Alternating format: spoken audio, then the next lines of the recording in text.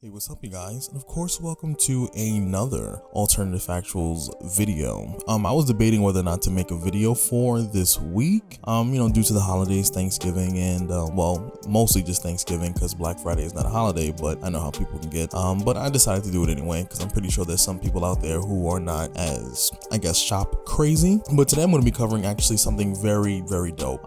This is going to be the time that Black Panther actually faced off the KKK. And I'm going to kind of break down some of the aspects of the story, at least the important parts and things I want you to take away from this story. But before I dive into the details of that story, please be sure to like, share, and of course subscribe. Please leave your comments down below. And without further ado, let's kind of just dive into this. So I'm not going to go over every single page, but for the most part, this story begins with Monica, who's one of the main characters in the story, and she's at her sister's tombstone, and basically the Black Panther fights off these clan members who are basically attacking her, as well as this idealistic reporter named Kevin Trueblood, who's also kind of this white person who doesn't really like the concept of racism. Now, he believes that Angela actually uncovered some corruption involving the clan before her sister died, but obviously because she was killed, they never really was able to figure out what was going on, as well as the death was actually ruled almost completely as a suicide. But he seemed to fell upon some information that can prove otherwise. Now, at this point, Monica, she's about to leave the cemetery simply because, one, T'Challa already took out all these KKK members pretty quickly because he's the king of Wakanda, but also they take him to Sheriff Roderick Tate, and he's gonna pop up again in the story, so pay attention to his character. But for the most part, he deals with them. That's pretty much it. So at this point, they go home. Monica's kind of adds up some of this information, thinks about it, goes home, kind of processes everything that's going on, and then basically when they go back to the house, they're kind of attacked by both clan members and this other kind of clandestine group that was actually posing as the KKK. Now, if you pay attention, the people that were actually in the initial attack a few pages ago was actually not a part of the KKK. They were actually a different kind of group posing as such, and I believe they were called the Circle of the Dragon, if I remember correctly. But they were basically using the moniker of the KKK, or using their getup, to try and maneuver and finesse their way around the town, as well as use their motives to kind of kill people without people really finding out what exactly was going on with this clandestine group. Now, for the most part, I'm actually going to skip all the way into, I think, this is volume 2, issue number 21. So at this point, I'm going to skip to that. But one thing I want you to know is in issue 20, they were actually still very much after Monica. They pretty much were still chasing her. They followed her to the supermarket and was trying to go after her. But one thing I want you to realize in the story is that even when he had a right to protect her, defend himself, that he actually ended up getting turned on by a lot of the people in the public, and they actually started to beat him as collectively as a group, which is so out of control. But one thing that's really interesting is that at this point, Monica makes a comment, something about how Wakanda is very much how she feels about this scenario. And when I'm saying that, I'm mostly referring to the fact that in Wakanda, they're not very fond of people from the outside. That's just something we know from the movies. That's something we know from the comics. We know that in general. So their behavior is very reflective of Wakandans when they see other people from the outside whom they do not approve of. So that's just something, just keep comments like that in mind, because I'm going to come back to it later on in the video. So at this point, they kind of get past the supermarket after these group of people basically beat him, and the police initially beat him, except for the sheriff, who actually comes to his rescue because he's actually sympathetic towards the situation. He comes, breaks everything up, and then everyone goes about their day. Now, Black Panther actually gets news that the KKK is actually going to be meeting in some location, I believe in the swamp, if I remember correctly. And at this point, he's overwhelmed, he's subdued, and basically they put him onto a cross and start burning him. Now, it gets really frustrating to read this comic. It actually gets very difficult to, kind of swallow this whole bit of information, because as you already know, being a black man, the KKK and a lot of what they've done, the history of them, and the fact that they still exist today, maybe they're not as violent, but there's no way for me to verify that. But I'm going based off of what history said. It's a lot to read stuff like this, because this is stuff that really does happen. And for people who say comic books were never political, I think this comic was written in the 70s, it's 1972, so keep that in mind. But meanwhile, they this is taking place.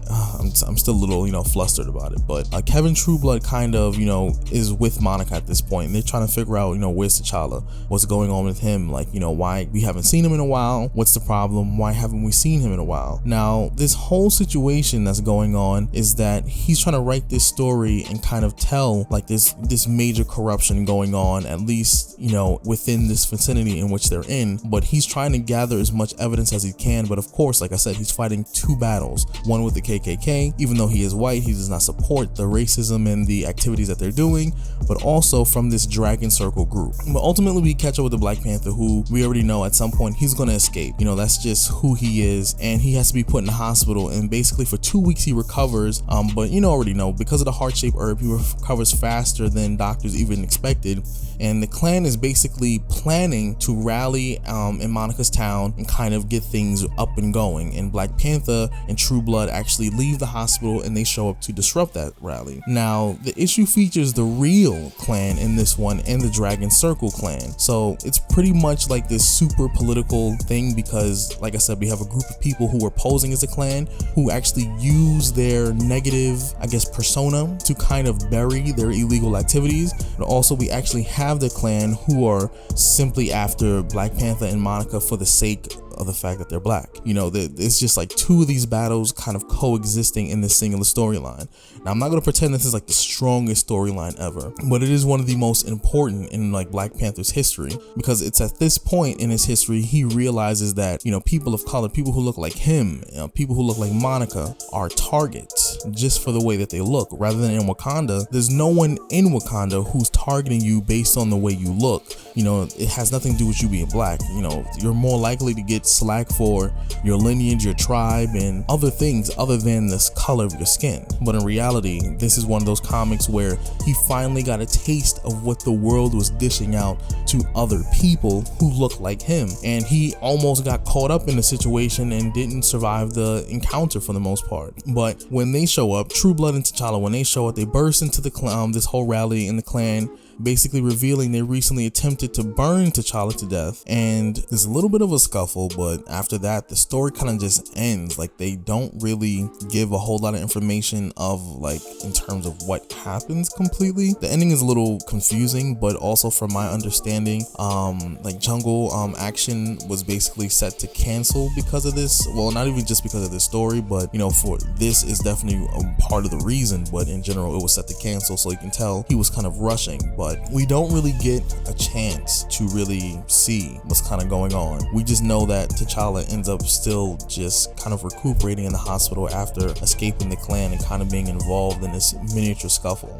So it's a little odd. But one thing I want you to get from this story is that comics already were very political. That's just a fact. But also the content matter in which, especially this comic in particular, it's very interesting to see that there were a lot of comic book writers who kind of can understand like the nuances and the difficulties of like being a person of color, especially during the time that this comic was created, which was in 1972. And people need to realize, or at least people need to come to an understanding that comic books, having a political twist doesn't always mean it's to shove necessarily information down your throat or to get you to accept something or to get you to relive something. But sometimes it's just simply for the sake of understanding. People don't understand each other, and I think that's the biggest problem we have in this world, where the problem we have is miscommunication.